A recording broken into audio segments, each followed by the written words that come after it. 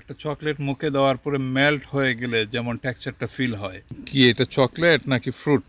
মাশাআল্লাহ, 16.7। অনেকেই বলে যে ব্ল্যাক সাপোর্টে নাকি সুইট না, দেখেন একদম প্র্যাকটিক্যাল আমরা দেখাই দিলাম। আসসালামু আলাইকুম ওয়া রাহমাতুল্লাহি ওয়া বারাকাতুহু। সুপ্রিয় বৃক্ষপ্রেমী ভাই বোনেরা, নিশ্চয় আপনারা চিনতে পারতেছেন এটা কি।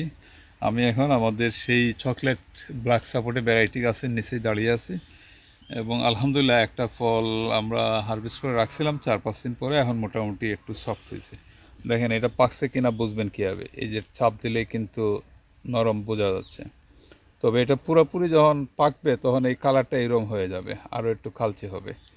তারপরও ঠিক আছে, আমি এটা কাটতেছি, দেখি ভিতরেরটা কালার কেমন।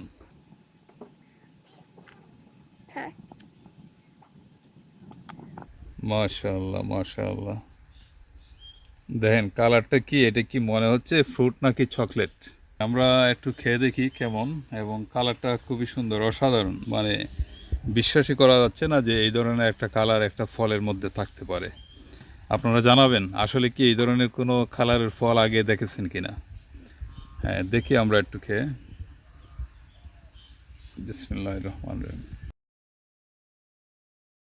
আলহামদুলিল্লাহ, অনেক সুইট, অনেক সুইট, এবং পুরোটা একটা চকলেট, একটা চকলেট মুখে দেওয়ার পরে মেল্ট হয়ে গেলে যেমন টেক্সচারটা ফিল হয়, ঠিক এই ধরনেরই। এবং এইখানেও আপনারা একটু বুঝতে পারবেন, আমি যদি দেখাই, দেখেন কি এটা চকলেট নাকি ফ্রুট? অসাধারণ অসাধারণ, মাশাআল্লাহ। দেখি একটু ব্রিক্স দেখা যায় কিনা।